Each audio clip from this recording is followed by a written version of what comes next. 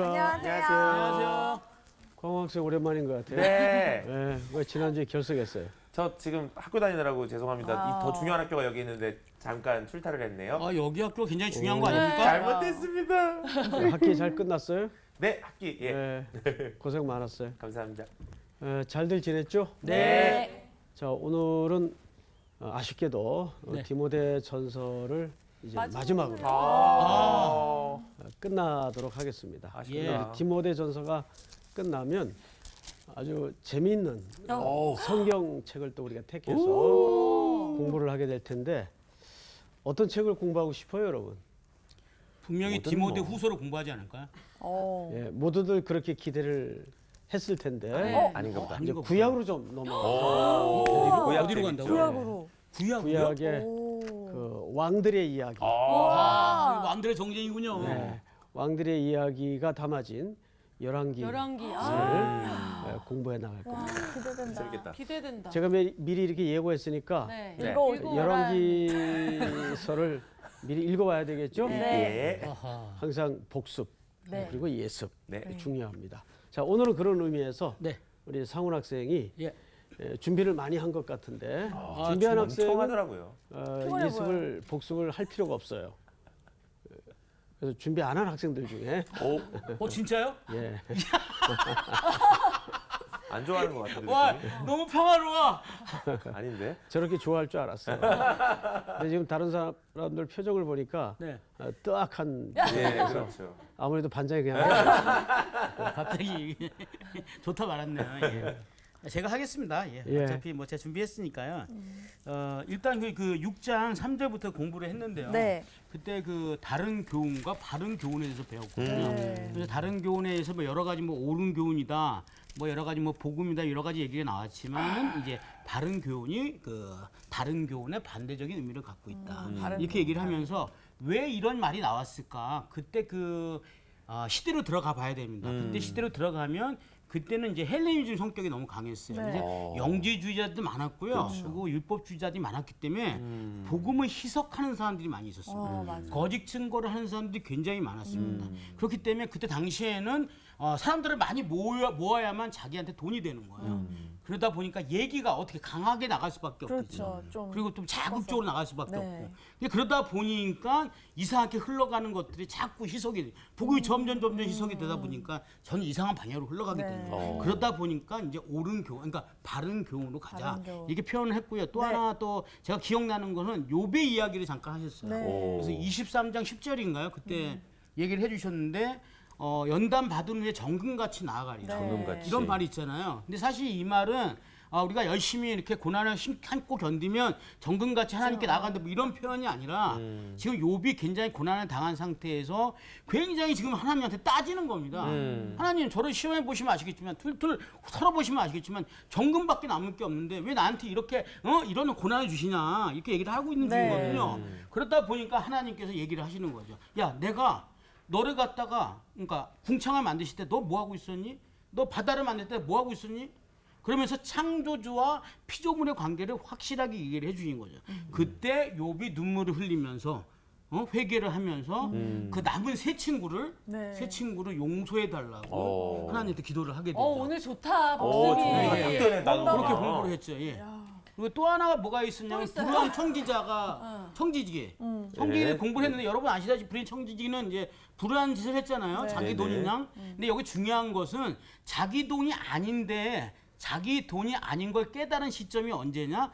바로 이 종말적인 시적으로 봤을 때는 우리가 이제 영적인 시각으로 봤을 때는 이제 마지막 시간 때. 네. 그러면서 늘 그때 얘기하셨어요. 저 아직도 그 눈물 났던 맞아, 기억이 사람이 나는데. 울었어요. 맞아요. 우리는 항상 뭐 무슨 술을 마시면서 처음처럼 뭐 이렇게 사는데 사실 우리 크리스찬들은 처음처럼 사는 게 아니다. 마지막처럼 살아야 된다. 그래서 내가 만약 우리 아내를 사랑하는 아내를 사랑하는 딸을 마지막으로 보는 날이라면 여러분 어떻게 살겠냐.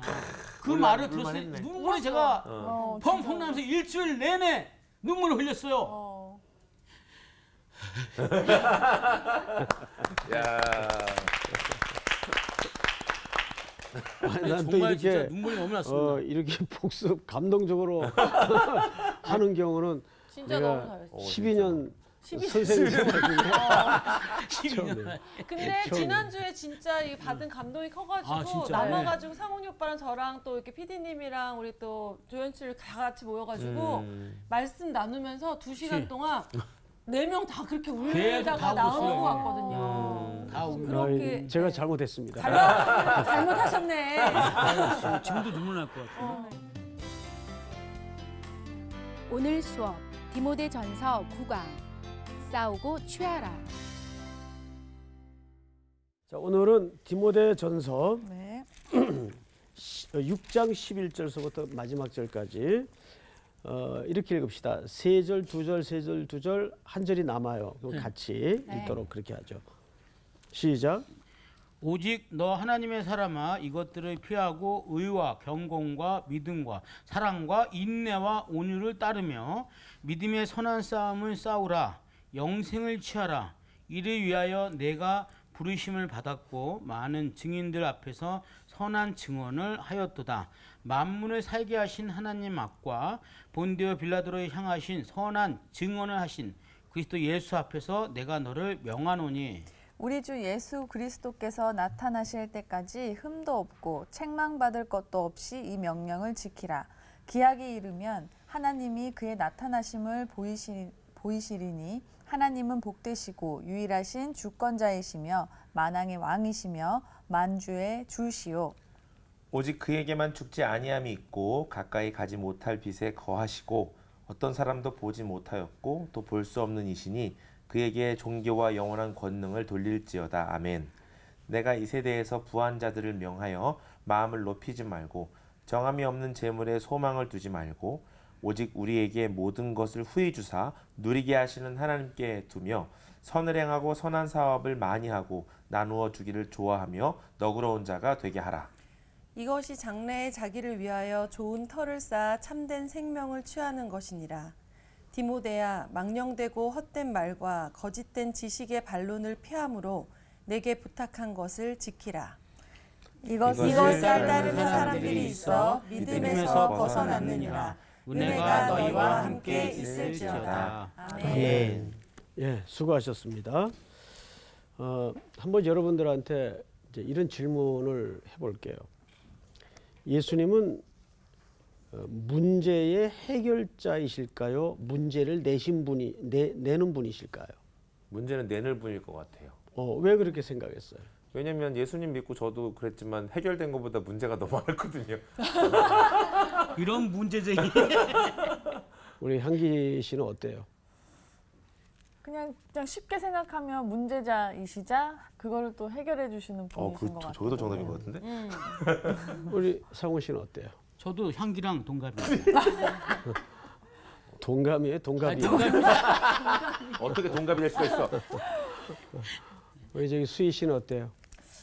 저도 딱 뭐다라고 얘기하기가 애매한 게 하나님이 뭐 문제를 저희한테 일부러 주시진 않지만 어쨌든 그런 걸 또 당했을 때 피할 길을 주사 능히 감당하게 하시는 힘을 저희한테 주신다고 약속하셨잖아요. 그렇기 때문에 네, 그 두 가지 면 다 있으실 것 같아요. 네, 어떤 면에서는 문제의 해결자이기도 하지만 네. 사실 더 많은 삶의 영역에서 우리 광우 학생 얘기처럼 항상 문제를 내죠. 예, 우리 인생의 숙제들을 항상 내세요. 네. 근데 숙제 없으면 참 좋죠. 네. 네. 엄청 좋죠. 엄청 좋지. 실력이 안 늘잖아. 그렇지. 그치. 숙제가 없으면 인생의 실력이 늘질 않아요. 맞습니다. 예. 여기 수희 학생이 참 많이 달라졌어요. 많이 달랐어요, 진짜. 네. 밥을 든든히 먹고. 도대체 수위가 그 전에 어쨌다라는 거예요. 장난 아니었죠.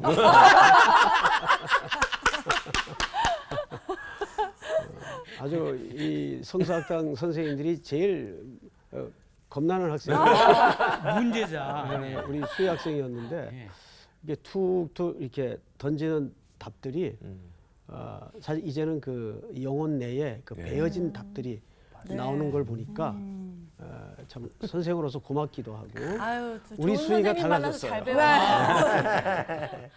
배워요. 이거 진심 어린 칭찬입니다. 네, 선생님 덕분이죠 뭐. 아이고 또 이렇게 겸손하기까지. 스승의 은혜. 자, 이제 주변 그만해. 얘기 그만하고 예수님은 문제를 낼 때도 있지만 또 해답도 주시고 네. 또 해답을 주시기도 하지만 문제를 사실 내기도 더 많은 삶의 영역에서 문제를 내죠. 음. 무엇을 하여야 영생을 얻으리까? 한 청년이 다가와 물었죠. 네. 근데 예수님의 답변은 뭐였어요? 답변이었나요? 아니에요. 네. 왜 문제를 가지고 돌아갑니다. 네. 내 모든 것을 다 가난. 청산해서 음. 이웃에게 주어라. 음. 그래서 청년이 그 인생의 숙제를 가지고 오히려 돌아가죠. 네. 그러니까 이 문제와 질문이 그리고 답이 다 섞여 있어요. 우리 인생에 보면. 그 절대 하나님은 우리에게 인생의 숙제를 통해서 우리를 키우시는 게 목적이에요. 그러니까 숙제 없는 인생은 없습니다. 네. 나중엔 그 부담만 같았던 인생의 숙제들이 내 인생을 날개하는 날개가 됩니다. 마지막에는.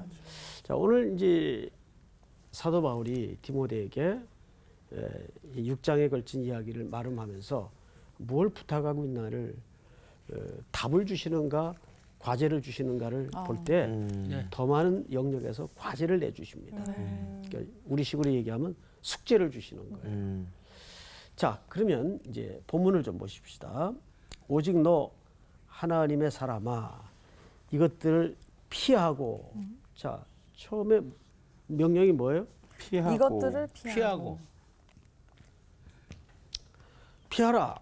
이것들을 피하라 그랬어요. 이 피하라라는 말은 헬라 말엔 디오코가 아니라 제가 다른 데 읽거든요. 퓨고. 퓨고. 네. 퓨고. 퓨고라는 단어를 썼어요. 근데 이 단어는 뭐냐면 그것들로부터 도망가다 그 뜻입니다. 그러니까 우리가 인생을 살면서 신앙생활을 하는데 피하고 도망가야 될 영역이 있을까? 있어요, 없어요? 있어요. 있죠. 뭘 것 같습니까? 악한 것으로부터. 그렇죠. 신앙생활에서 참 놀랍게도 맞서서 싸워야 될 영역도 있지만 피해서 이겨야 될 영역도 있어요. 맞아요. 대표적으로 정욕의 죄입니다. 요셉처럼. 그렇죠. 대표적인 창세기 39장에 요셉의 경우죠. 네. 요셉을 유혹했던 여자가 보디발의 아내인데 39장의 10절, 11절을 보면 요셉을 어느 정도로 유혹했는가 하면 날마다 청했다 그랬어요. 끈기가 있어요. 요셉은. 날마다 청했다 그랬는데 요셉은 거기에 넘어가지 않아요. 오히려 항상 그 자리를 어떻게 했죠? 요셉은 피했어요. 피했습니다. 그러니까 이 음란과 정욕의 죄는 아니야 난 그래도 괜찮아. 천하장사가 없어요. 맞아요. 그거는 반드시 그 환경과 대상으로부터 피해서 이길 죄지 맞아요. 맞서서 이길 죄가 아닙니다. 자, 그런데 뭘로부터 보니까는 이것들을 피하고 그랬어요. 네. 오직 너 하나님의 사람아 이것들을 피하고. 그럼 이것들이 뭐예요? 지난주에 배웠던 내용인 거예요? 돈의 문제예요. 돈. 돈. 자, 우리 3절부터 광호 학생이 한번 지난주 결석했으니까 네. 한번 읽어보세요. 누구든지 다른 교훈을 하며 바른 말 곧 우리 주 예수 그리스도의 말씀과 경건에 관한 교훈을 따르지 아니하면 그는 교만하여 아무것도 알지 못하고 변론과 언쟁을 좋아하는 자니 이로써 투기와 분쟁과 비방과 악한 생각이 나며 마음이 부패하여지고 진리를 잃어버려 경건을 이익의 방도로 생각하는 자들의 다툼이 일어나느니라. 그러나 자족하는 마음이 있으면 경건은 큰 이익이 되느니라. 우리가 세상에 아무것도 가지고 온 것이 없음에 또한 아무것도 가지고 가지 못하리니 우리가 먹을 것과 입을 것이 있은즉 족한 줄로 알 것이니라. 부하려는 자들은 시험과 올무와 여러 가지 어리석고 해로운 욕심에 떨어지나니 곧 사람으로 파멸과 멸망에 빠지게 하는 것이라. 10절을 다 같이 읽습니다. 시작. 돈을 사랑함이 얼마나 일만하게 뿌리가 되나니 이것을 탐내는 탐내는 자들은 미혹을 받아 믿음에서 떠나 많은 근심으로써 자기를 찔렀도다. 네. 그리고 나서 오늘 11절에 이것들을 피하라 그랬어요. 네. 오직 너 하나님의 사람아 이것들을 피하라. 그러면 여기서 피하라는 가장 메인 주제는 뭐냐면 돈. 만몬의 위력을 피하라는 네. 얘기예요.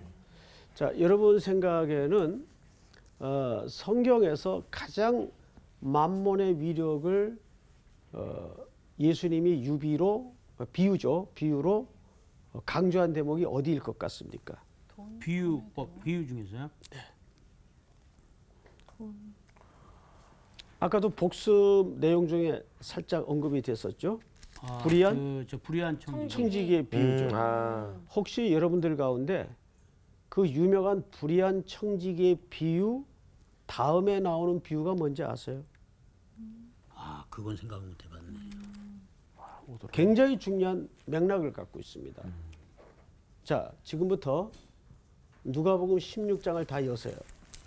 누가복음 16장. 네. 이 부분은 오늘 좀 접고 그런가 봐. 넘어가겠습니다. 누가복음 아직도 못 찾은 분 신약 성경에 있습니다. 누가복음의 그 첫 사건은 지난주 말씀드린 것처럼 불의한 청지기의 비유예요. 그리고 불의의 재물이라는 표현이 등장을 하죠. 자, 우리 수희 학생 대답해 보세요. 재물이 불의한 재물이 있을 수 있나요? 재물이 불이한 경우요? 네.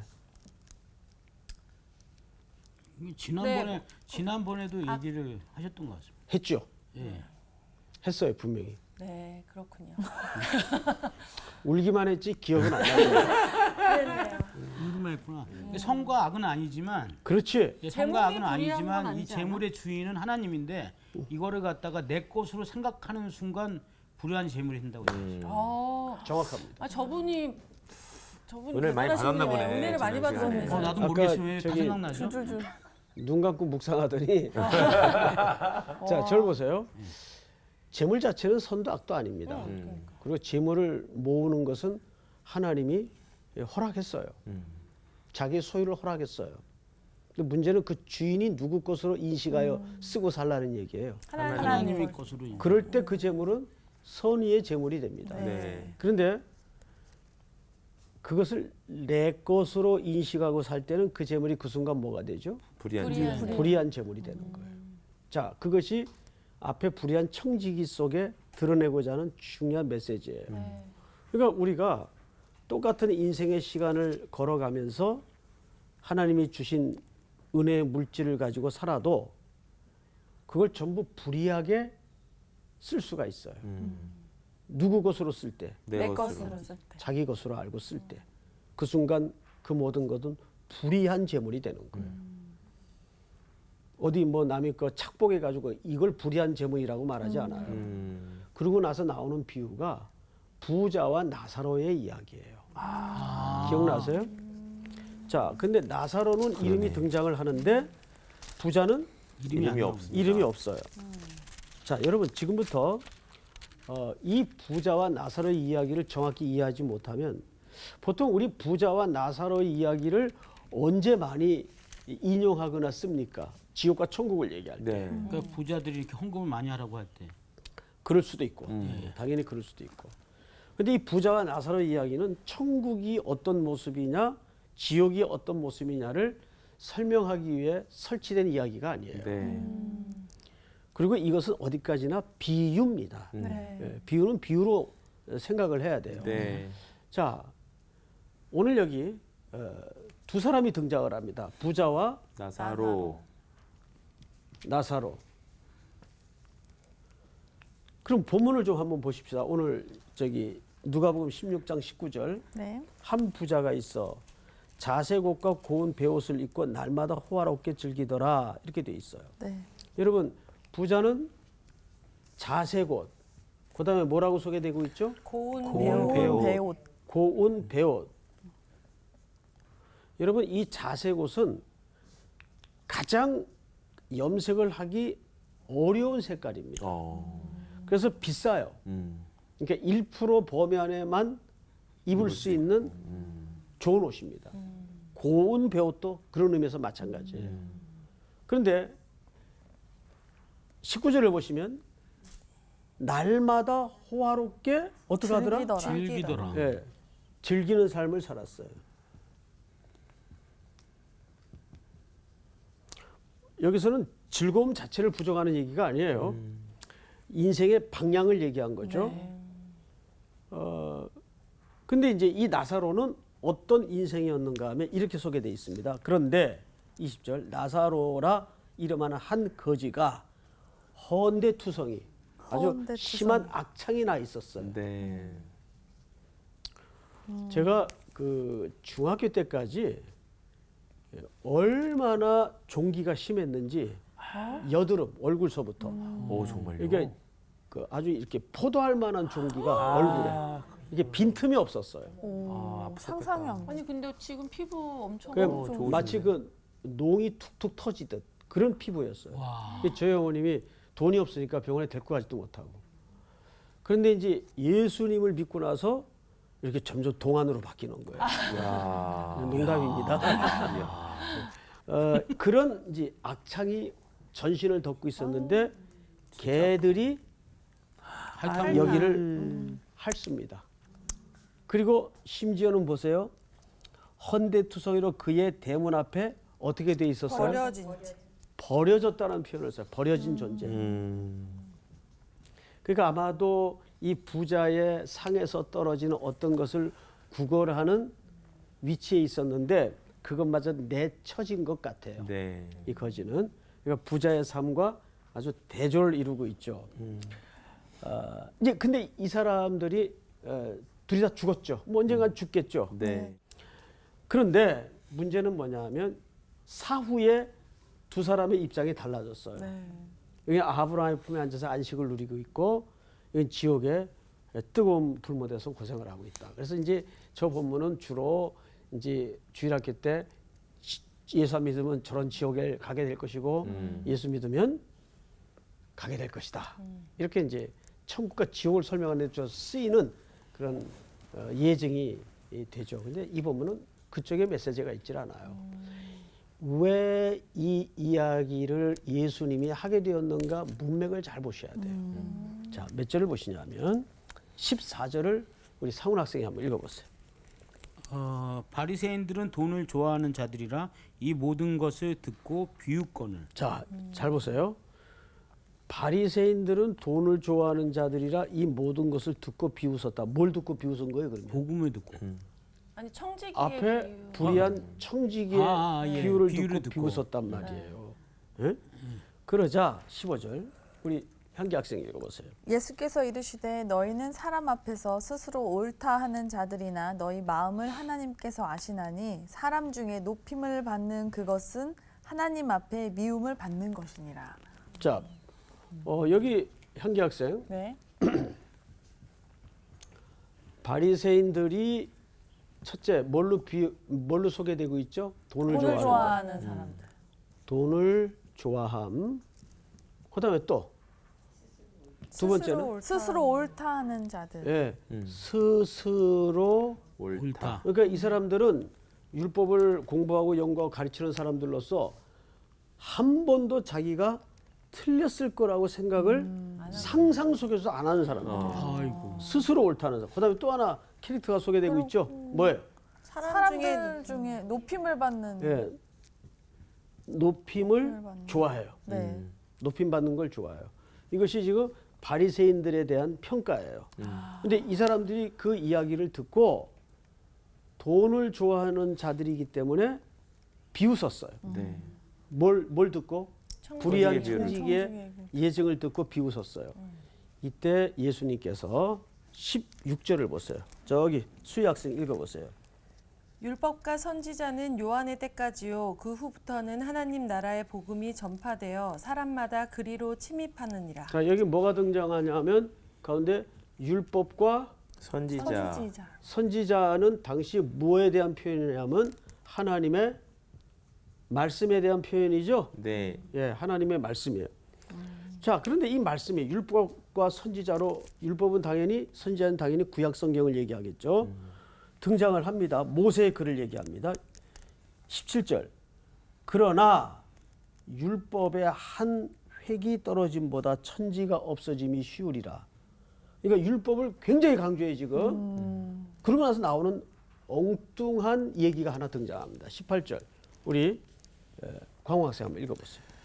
무릇 자기 아내를 버리고 다른 데 장가드는 자도 간음함이요 무릇 버림당한 여자에게 장가드는 자도 간음함이라. 자, 여러분. 여기 18절은 진짜 갑자기 뜬금. 이 얘기하고 나서 무슨 얘기가 등장하죠? 오늘 이 부자와 나사로 이야기가 등장이 돼요. 네. 그러면 이 18절은 지금 뭘 강조했어요? 가는. 간음이 강조돼 있어요. 네. 아니, 정확히 얘기하면 간음이 강조된 것처럼 느껴지죠. 네. 그런데 성경을 잘 보시면 우리 향기 학생 한번 다시 읽어보세요. 18절을. 무릇 자기 아내를 버리고 다른 데 장가드는 자도 간음함이요. 자, 보세요. 간음에 초점이 있는 거예요. 자기 아내를 버리는 데 초점이 있는 거예요. 버리는데. 버리고 간음이 초점이 아니에요. 물론 그 결과는 간음이 맞아요. 네. 그러나 이 이야기는 간음의 메시지가 있는 게 아니라 아내를 버리는 데 초점이 있는 거예요. 그러면 바로 밑에도 생각을 해보세요. 아내를 왜 버려요? 율법을 잘못 해석하니까. 그 당시에는 어느 정도였는가 하면 여자의 위치가 예를 드는 겁니다. 밥 먹다가 돌을 씹었어. 이거는 소박감이야. 그냥 버려지는 거야. 그만큼 여성의 신분이 비천했어요. 근데 이걸 내다버리는 기준이 뭘로 작용했는지 아세요? 율법. 율법이에요. 율법을 자의적으로 해석한 거예요. 즉, 한 번도 틀렸다고 생각 안 하는 거예요. 그래서 오리지널 원래 원문 율법이 있으면 종교적인 열심이 과열되고 작용이 돼서 거기에서 자기네들이 해석한 규칙이 막 만들어져. 네. 야, 우리가 이 율법을 제대로 지켜야 되는데 이거를 해석을 자기 중심적으로 자기 기준에 맞춰 한 거예요. 그러다 보니까 거기에 성경의 의도와는 전혀 떨어진 많은 내용들이 부칙으로 규범적으로 만들어지는 겁니다. 그러면서 여인들이 엄청나게 버림당했어요. 그러니까 이 얘기는 두 가지 메시지가 있는 거예요. 하나님의 말씀을 자의적으로 해석하고 그 하나님의 말씀은 생명과 사랑과 은혜를 강조한 진짜 복음인데 사람을 자기들의 편의에 따라서 내다버리는 도구로 썼다고요. 아이고. 예? 그러니까 여기는 간음이 메시지의 초점이 아니고 아내를 버린다는데 초점이 있는 거예요. 근데 뭘 기준으로 버려요? 율법을 기준으로 버리는 거예요.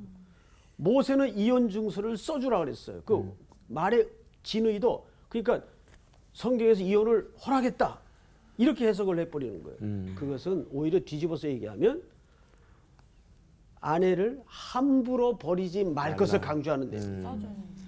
이혼의 초점과 강조가 있는 게 아니라 예? 오늘날에도 그렇게 자의적으로 해석하는 경우가 많죠. 자, 그러면 일단 이 간음은 뭐가 간음입니까? 이 말이 호세아에서 가장 많이 나와요. 네. 호세아 선지자가 이스라엘을 갖다가 뭐라고 표현을 하죠? 음행한 이스라엘아. 네. 음행이라는 개념이 뭐예요?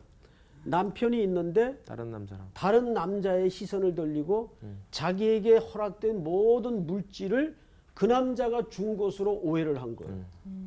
그것이 이스라엘의 영적인 상태였습니다. 네. 하나님이 햇볕과 열매와 과실 농작물을 다 주셨는데 우상 제단 앞에 그 모든 것들을 분양하고 제물로 바치면서 이 우상들이 우리를 먹여 살렸다고 영광을 돌리는 모습을 보고 하나님께서 이스라엘 백성들을 가리켜서 뭐라 그랬죠? 음행한 이스라엘이라고 말하는 거예요. 그게 뭐 영적인 간음이에요. 네. 영적인 간음. 자, 그 다음에 이 얘기가 나왔다는 걸 염두에 두셔야 돼요. 부자와 나사로의 이야기. 뭘까요? 여러분, 부자는 그 물질을 누가 준 겁니까? 하나님이 준 거예요. 그런데 누구 것처럼만 썼어요. 자기 것처럼. 그 삶의 결과가 연약하고 가난한 자들을 돌아보지 않았어요. 그러면 왜 여기서 율법과 선지자의 말씀이 강조될까요? 오늘 이 나사로 이야기가 무슨 얘기로 끝나요? 율법과 선지자의 이야기로 끝나요. 그러면 율법과 선지자의 대강령, 먼저는 하나님을 사랑하고 둘째는 이와 같으니 내 이웃을 내 몸과 같이 사랑하라. 그러니까 율법과 선지자로 이 말이 끝나는 이유가 거기 있는 거예요. 네. 그러니까 우리가 이 불의한 청지기의 이야기나 부자와 나사로의 이야기는 전부 천국과 지옥에 관한 문제가 아니라 물질을 누구 것으로 쓰냐 거기에 초점이 있는 거예요. 물질을 내 연약하고 가난한 이웃들을 위해 쓸 때 그것은 마치 하나님의 늘 애정의 대상인 고아, 과부, 나그네들을 돌아보는 이웃을 내 몸처럼 여기는 행위라고요. 네. 그러니까 한국교회는 근간에 많이 좀 어려움을 겪고 있고 또 욕도 먹고 있어요. 이것을 일수할 수 있는 방법은 하나밖에 없어요. 하나님은 이 부자의 모습처럼 한국교회에 너무나 많은 은혜와 물질과 맨파워를 허락해 주셨어요. 네. 그리고 그것들을 누구를 위해 써야 돼요? 하나님을 위해. 가난한 대문 앞에 엎드려 있는 이웃들을 이 위해서. 나사로를 위해 써야 된다고. 이런 돌아봐야 될 약자들을 위해 써야 된다고. 그것이 무엇을 지키는 일이에요? 율법과 선지자의 말씀을 지키는 순종하는 일이라. 아멘. 그러니까 부자와 나사로 이야기는 무슨 얘기예요? 이거는 천국 지옥 얘기가 아니에요. 불의한 청지기의 이야기와 맥을 같이 하고 있다. 네. 무슨 얘기 끝에 나와요? 바리새인들은 돈을 좋아하고 스스로 율법적으로 틀렸다고 한 번도 상상조차 안 해본 사람들이란 말이에요. 네. 그리고 높임을 좋아하고. 그러니까 자기의 재물을 뭐 하는 데만 쓴 겁니까? 바리새인들처럼. 자기를 드러내는 데만 썼단 말이에요. 높이는 데만 썼단 말이에요. 다시 오늘 본문으로 돌아가서 사도 바울이 디모데에게 11절 보면 하나님의 사람아 이것들을 피하고 의와 경건과 믿음과 사랑과 인내와 온유를 따르며 12절 다 같이 시작. 믿음의 선한 싸움을 싸우라. 영생을 취하라. 이를 위하여 내가 부르심을 받았고 많은 증인 앞에서 선한 증언을 하였도다. 네. 우리가 피해야 될 명령이 있었어요. 근데 이제는 두 번째 명령이 뭐냐 하면 따르라 그랬어요.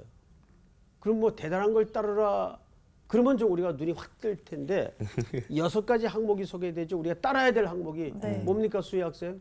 6가지만 읽어보세요. 의와 경건과 믿음과 사랑과 인내와 온유. 예, 이거 따르래요. 근데 여기에 주목할 내용이 뭐냐면 의와 경건과 그랬어요. 경건이 뭐예요? 가난한 자를 돌아보는 게 하나님의 경건이에요. 항상 내가 물질을 어떻게 쓰는가. 그래서 이것은 내가 물질을 많이 갖고 있고 적게 갖고 있고 이 문제가 아니에요. 이 물질은 정확하게 하나님께서 나에게 허락한 시간과 인생과 작든 크든 이 분량을 나 한 몸 치장하고 잘 먹고 잘 사는데 쓰느냐 아니면 이웃과 주의 영광을 위해서 드려지고 있는가. 그것을 점검해 보라는 얘기죠. 그러니까 우리는 영원히 내가 하나님께서 받은 은혜를 불의한 제물로 만드느냐 아니면 하나님께 영광이 되는 제물로 만드느냐. 영광이 된다는 건 뭐죠? 이 제물이 그분의 것으로 고백하여 그대로 살아내는 삶이에요. 아멘. 맞죠 여러분? 네. 자 이제 세 번째 6장 12절을 보시면 아고니조마이라는 단어가 나오는데 싸우라라는 단어가 나와요.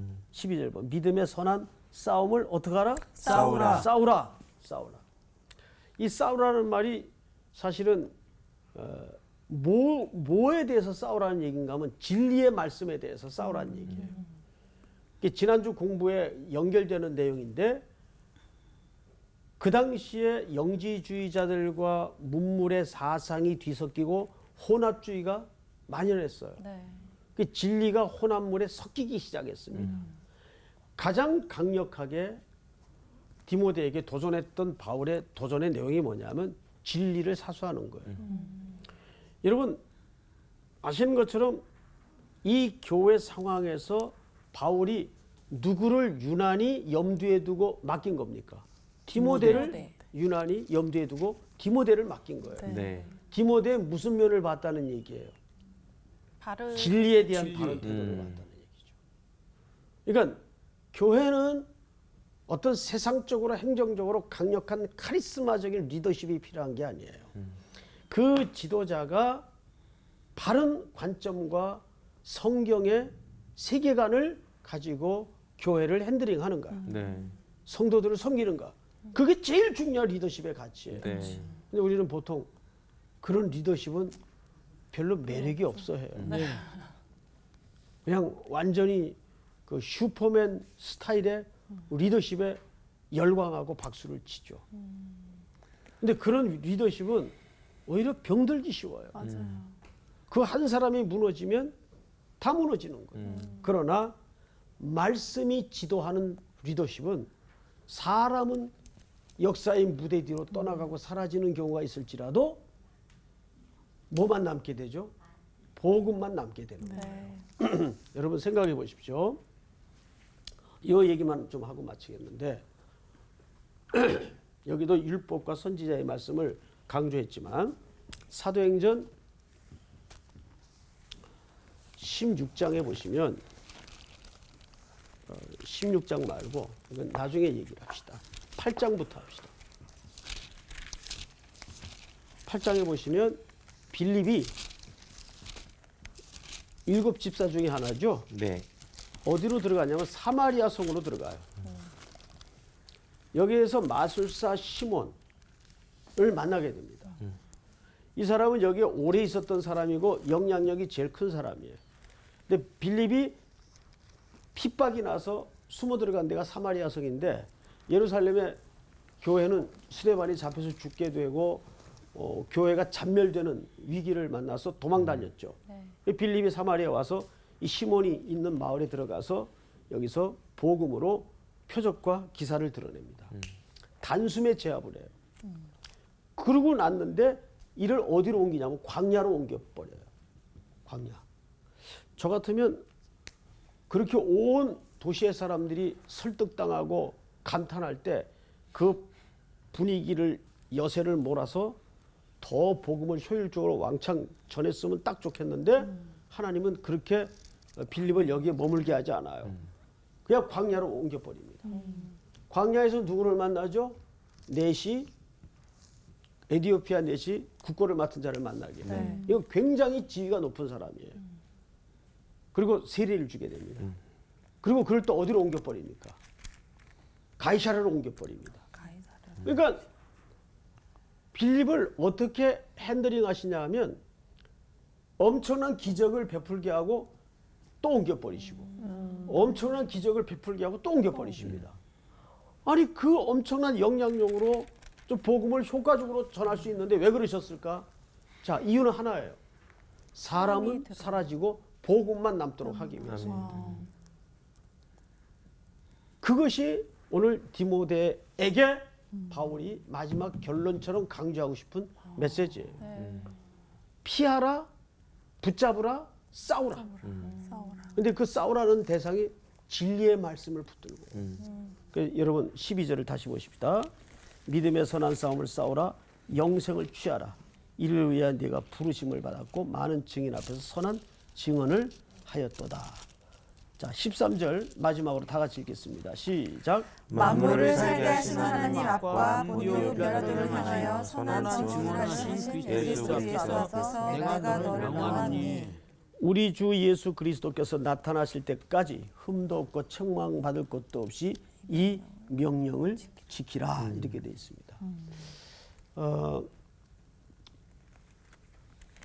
결국 우리가 신앙생활을 경주한다는 것은 한 번 그 승리가 이루어진다고 이 경주가 끝나는 게 아니에요. 네. 이것은 정말 주님이 다시 오실 때까지 늘 허리에 힘을 빼지 못하고 긴장 상태에서, 그러니까 항상 종말론적인 관점은 늘 영적인 거룩한 텐션이 있어요. 네. 긴장감이 없으면 그건 종말론적인 삶이 아니에요. 네. 언제 주님이 오실지 모르는데 우리는 항상 급박한 마음으로 온 생의 에너지를 다해서 내가 주인 되는 삶이 아니라 내 삶의 모든 영역이 주님이 주인 되는 삶으로 영광을 돌리는, 주님 오시는 날까지 여러분의 선한 싸움이 쉼이 없기를 주의 이름으로 부탁합니다. 네. 수고 많으셨습니다. 감사합니다. 수고하셨습니다.